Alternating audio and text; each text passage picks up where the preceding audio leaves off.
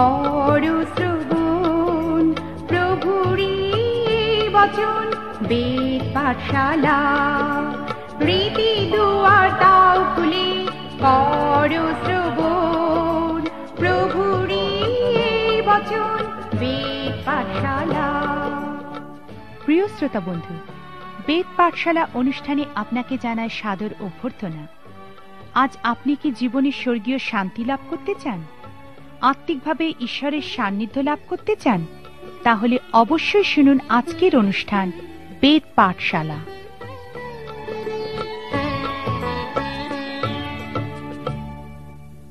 প্রিয় শ্রোতা বন্ধু, বেদ পাঠশালা অনুষ্ঠানে আপনাকে স্বাগত জানাই। এই অনুষ্ঠানে আমরা বাইবেলের প্রত্যেকটা বই প্রথম থেকে ধারাবাহিকভাবে অধ্যয়ন করছি। আর এখন আমরা 4টি সুসমাচার অধ্যয়ন শেষ করে নতুন নিয়মের ইতিহাস বই প্রেরিতদের কার্যবিবরণী পুস্তকটি অধ্যয়ন করছি। আমাদের গতদিনের অনুষ্ঠানের শেষে আমরা নতুন নিয়মের মণ্ডলীর একটা আদর্শের বিষয়ে আলোচনা করছিলাম। সে আদর্শটি এইরকম ছিল যে সেই সমস্ত পালকীয় আত্মিক উপহার সমৃদ্ধ মানুষ নিজেদেরকে প্রার্থনা এবং বাক্যের পরিচর্যায় নিবিষ্ট রাখত। আর ইহা সম্ভব করার জন্য সমস্ত ব্যবহারিক আত্মিক উপহার সমৃদ্ধ মানুষ মণ্ডলীর অন্যান্য বিষয়গুলির দেখাশোনা করত। এদের সকলকেই শিষ্য বলা হতো। অনেক সময় কোনো মণ্ডলী যখন ক্রমশ বৃদ্ধি পেতে থাকে, তখন সেই মণ্ডলীর পালককে বা প্রধান দায়িত্বপ্রাপ্ত ব্যক্তিকে সেই মণ্ডলীর ব্যবহারিক দিকগুলির পরিচালনা করার জন্য বিশেষ প্রশিক্ষণ নিতে বলা হয়। কারণ তারা মনে করেন অন্যান্য সংস্থার মতো মণ্ডলীর ব্যবহারিক দিকটি বিশেষ গুরুত্বপূর্ণ। মণ্ডলী যখন বৃদ্ধি পায়, তখন মণ্ডলীর আয় ব্যয়ও বৃদ্ধি পায়। অনেক মণ্ডলীতে বাৎসরিক আয় ব্যয় সংখ্যাটি খুবই বড় হয়। আমার কিন্তু মনে হয় পালকীয় উপহার সমৃদ্ধ মানুষের উচিত নয় এই বিষয়ে দায়িত্ব নেওয়া। এই পালকীয় মানসিকতার মানুষদের নিজেদের আহ্বান সম্পর্কে সঠিক ধারণা থাকা উচিত এবং মণ্ডলীকে তাদের বলা উচিত, হে ভাতৃগণ, তোমরা আপনাদের মধ্য হইতে সুখ্যাতিপন্ন এবং আত্মায় ও বিজ্ঞতায় পরিপূর্ণ 7 জনকে দেখিয়া লও। তাদিওকে আমরা এই কার্যের ভার দিব, কিন্তু আমরা প্রার্থনায় ও বাক্যের পরিচর্যায় নিবিষ্ট থাকিব। তারা যখন মণ্ডলীতে এই আদর্শ স্থাপন করেছিল, প্রেরিত 6 অধ্যায়ে এই বিষয়ে আমরা দেখি লেখা আছে, আর ঈশ্বরের বাক্য ব্যাপিয়া গেল এবং জেরুসালেমে শিষ্যদের সংখ্যা অতিশয় বৃদ্ধি পাইতে লাগিল, আর যাজকদের মধ্যে বিস্তর লোক বিশ্বাসের বশবর্তী হইল। অনেক সময় মণ্ডলীর পালকদের উপরে অবিচার করা হয়। আমরা মনে করি যে মণ্ডলীতে যে কোনো ধরনের কাজের সম্পূর্ণ দায়িত্বই পালকের। যে কোনো মাণ্ডলিক সমস্যার সমাধানের দায়িত্ব পালকেরই নেওয়া উচিত। তারপর উপাসনার সময়ও আমরা তার কাছ থেকে প্রবল ক্ষমতা সম্পন্ন প্রচার আশা করি, যেন শিষ্যের সংখ্যা বৃদ্ধি পায়। কিন্তু আমরা হতাশ হই, কারণ কোনো পালকের পক্ষে তার পালকীয় কাজের সঙ্গে একই সাথে মণ্ডলীর অন্যান্য সকল বিষয়ে দেখাশোনা করা সম্ভব নয়। প্রার্থনা এবং বাক্যের পরিচর্যা, এই উক্তিটি বিশেষ করে লক্ষ্য রাখুন। ইহা শুধুমাত্র বাক্যের পরিচর্যা নয়। মণ্ডলীর ইতিহাসে সবথেকে মহান ঘটনা হল বাক্যের মাংসে মূর্তিমান হওয়া। যখন একজন পালক ঈশ্বরের বাক্য শিক্ষা দেন, তখন কি ঘটনা ঘটা উচিত? তখন সেই অনন্তকাল স্থায়ী বাক্যের মাংসে পরিণত হওয়া উচিত। প্রায়শই যখন কেউ পবিত্র শাস্ত্র শিক্ষা দেয়, তখন বাক্য বাক্যই থেকে যায়। বাক্য বিশ্বাস সূত্রে পরিণত হয়, ঈশ্বরতত্ত্বে পরিণত হয় এবং তা কখনোই শিষ্যের সংখ্যা বৃদ্ধি করতে পারে না। ইহা সেই ক্ষমতার সঙ্গে প্রচারিত হয় না, কিন্তু এক্ষেত্রে কিছু তথ্য প্রচার করা হয়। যদি পবিত্র বাক্যের শিক্ষা প্রকৃতই আত্মার উপহারে পরিণত করতে হয়, তাহলে প্রকৃতই প্রার্থনায় ও বাক্যের পরিচর্যায় নিবিষ্ট থাকতে হবে।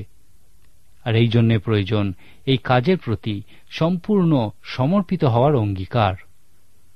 একজন যুবক প্রচারক কোন মণ্ডলীর দায়িত্ব নেওয়ার পর সিদ্ধান্ত নিয়েছিলেন যে তিনি তার পূর্ববর্তী পালকের থেকে আরও ভালোভাবে প্রত্যেক সদস্যের সঙ্গে সংযোগ রক্ষা করবেন। এরপর একদিন তিনি একজনের অফিসে সকালবেলা তার সঙ্গে দেখা করতে গেছিলেন এবং সেই লোকটি তখন খুবই ব্যস্ত ছিল। তিনি সেই প্রচারককে বলেছিলেন, দেখুন, এখন আমি প্রকৃতই ব্যস্ত, আর আমার মনে হয় এই সময়টা আপনারও ব্যস্ত থাকা উচিত ছিল। উপাসনার সময় আমরা আপনার কাছ থেকে ঈশ্বরের বাক্য শোনার আশাই করে থাকি, আর এই কারণেই আপনার ব্যস্ত থাকা উচিত ছিল। সেই লোকটি সেই প্রচারককে বলতে চেয়েছিলেন যে মানুষের কাছে ঈশ্বরের বাক্য পরিবেশন করার জন্য তাকে অবশ্যই প্রার্থনায় ও বাক্যের পরিচর্যায় নিবিষ্ট থাকতে হবে। তার উচিত অবিরত নিজেকে এই কাজে ব্যস্ত রাখা। প্রেরিত পুস্তকে এই বিশেষ গুরুত্বপূর্ণ আদর্শটি ব্যাখ্যা করা হয়েছে। প্রত্যেক মানুষেরই তাদেরকে যে উপহার দেওয়া হয়েছে সেই বিষয়ে জ্ঞান থাকা উচিত এবং তাদের নির্দিষ্ট জায়গাতেই দাঁড়ানো উচিত। প্রেরিত পুস্তকে আরেকটি যে আদর্শ দেখা যায় তা হল শহীদ হওয়া বা আত্মবলি দেওয়া। প্রেরিত 7 অধ্যায়ে দেখি সাধু স্তিফান তার প্রচারের জন্য আত্মবলিদান করেছিলেন। এই শহীদেরাই মণ্ডলীকে বৃদ্ধি পেতে সাহায্য করে। বাইরের অত্যাচার মণ্ডলীকে যে শুধু খাঁটি করেছিল তা নয়, ইহা মণ্ডলীকে বৃদ্ধিও করেছিল। সাধু স্তিফান যখন তার বিশ্বাসের জন্য মৃত্যুবরণ করেছিলেন তখন সেখানে তার্সনগরের শৌল উপস্থিত ছিলেন, যিনি পরবর্তীকালে একজন বিখ্যাত বিশ্বাসীতে পরিণত হয়েছিলেন এবং খ্রিস্টের মণ্ডলী স্থাপনের ক্ষেত্রে অতীব গুরুত্বপূর্ণ ভূমিকা পালন করেছিলেন। সম্ভবত তিনি সাধু স্তিফানের এই আত্মবলিদানে যথেষ্ট প্রভাবিত হয়েছিলেন। এই কারণেই বলা হয়েছে শহীদের রক্তই ছিল মণ্ডলীর বীজ। প্রেরিত পুস্তকে আরেকটি যে বিষয় আমরা লক্ষ্য করি তাকে আজকের দিনে বলা হয় কোন বিশেষ ক্ষমতা লাভ করার জন্য উৎকোচ দেওয়া। সাধু পিতর সাধু ফিলিপের সেবা কাজ পরিদর্শনের জন্য সমরিয়ায় গেছিলেন এবং সেখানে তিনি সিমন নামক একজনের দেখা পেয়েছিলেন। এই ব্যক্তি শয়তানের আত্মার ক্ষমতায় জাদুবিদ্যার সাহায্যে মানুষকে মোহিত করে রাখত। বাইবেল আমাদের এই সমস্ত বিষয় থেকে দূরে থাকারই নির্দেশ দেয়। এখন এই সিমন যখন দেখেছিল শিষ্যেরা লোকেদের উপরে হাত রাখছে এবং তারা পবিত্র আত্মায় পূর্ণ হচ্ছে, তখন সেও বিশ্বাস করেছিল। তারপর সে ওই শিষ্যদেরকে কিছু টাকা দিয়ে বলেছিল, আমাকেও এই ক্ষমতা দিউন, কারণ সে জানত ইহাতে তার ব্যবসা অনেক বৃদ্ধি পাবে। কিন্তু সাধু পিতর তাকে বলেছিলেন, তোমার রৌপ্য তোমার সঙ্গে বিনষ্ট হোক। অর্থাৎ তিনি বলতে চেয়েছিলেন, তোমার টাকা নিয়ে তুমি এখনই চলে যাও। এরপর তিনি সেই সিমনের প্রতি যা ঘটবে তা বলেছিলেন, কারণ সে টাকা দিয়ে পবিত্র আত্মা কিনতে চেয়েছিল। এরপর সেই সিমন বলেছিল, আপনারাই আমার জন্য প্রভুর কাছে বিনতি করুন, যেন আপনারা যাহা যাহা বলিলেন তাহার কিছুই আমার প্রতি না ঘটে। যদিও সিমন বিশ্বাস করেছিল এবং বাপ্তাইজিত হয়েছিল, তথাপি সে বিশ্বাসী ছিল না। এই সিমনের টাকা দিয়ে পবিত্র আত্মা কেনার চেষ্টার ফলে মণ্ডলীতে এই ধরনের একটা অভ্যাস বা রীতি এসেছিল। একটা সময় ছিল যাকে মণ্ডলীর অন্ধকার যুগ বলা হয়। সেই সময় টাকা দিয়ে মণ্ডলীর বিভিন্ন সর্বোচ্চ পদ কেনার চেষ্টা করা হতো, কারণ এই পদগুলিতে রাজনৈতিক ও সামাজিক দুটি ক্ষেত্রেই প্রতিষ্ঠা পাওয়া যেত। আজকের দিনে মণ্ডলীতেও আমরা মাঝে মাঝে এই ধরনের বিষয়গুলি দেখতে পাই। কোন ধনী বা বিশেষ প্রভাবশালী ব্যক্তি কি কোন মণ্ডলীর সর্বোচ্চ পদে আসেন? মণ্ডলী কি তাকে তার ক্ষমতা সামাজিক প্রতিপত্তির কারণেই মেনে নিয়েছে? সাধু পিতর এই বিষয়টাকেই বলেছেন যে ইহা একটি মন্দ অভ্যাস। প্রেরিত পুস্তকে আরেকটি যে আদর্শ আমরা দেখি তা হল আরোগ্যতা বা সুস্থতা দান করা। প্রেরিত পুস্তকে এই আরোগ্যতা দান করার উপর বিশেষ করে জোর দেওয়া হয়েছে। পবিত্র সুসমাচারে যীশুখ্রিস্টের সেবা কাজে প্রায় 1/3 জুড়ে আমরা এই আরোগ্যতা দানের বিষয়টি দেখতে পাই। যীশুখ্রিস্ট তার নাসরতীয় ঘোষণাপত্রের মধ্যে দিয়ে তার সেবা কাজ শুরু করেছিলেন।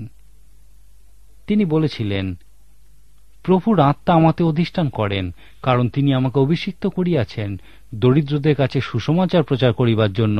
তিনি আমাকে প্রেরণ করিয়াছেন বন্দীগণের কাছে মুক্তি প্রচার করিবার জন্য, অন্ধদের কাছে চক্ষুদান প্রচার করিবার জন্য, উপদ্রুতদিওকে নিস্তার করিয়া বিদায় করিবার জন্য। এরপর তিনি তার ঘোষণা অনুযায়ী কাজও করেছিলেন। প্রেরিত পুস্তকটি অধ্যয়নের শুরুতে আমি বলেছিলাম যে এই পুস্তকটিকে শিষ্যদের মধ্যে দিয়ে উত্থিত প্রভুর কাজ এই নামেও ডাকা যায়। সেই একই খ্রিস্ট যিনি তার সেবা কাজের 1/3 জুড়ে আরোগ্যতা দান করেছিলেন, এখন তিনি তার শিষ্যদের মধ্যে দিয়ে কাজ করছেন। আমাদের ওই আরোগ্যতা দান করার বিষয়ে বিশেষ জোর দেওয়া উচিত। আমরা দেখেছি যে সাধু পিতর যখন রাস্তা দিয়ে হেঁটে যেতেন তখন অসুস্থ লোকেরা রাস্তার 2 ধারে শুয়ে থাকত, কারণ সাধু পিতরের ছায়াও যদি তাদের উপরে পড়ত তারা সুস্থ হয়ে যেত। ইহা প্রকৃতই সুন্দর একটি চিত্র।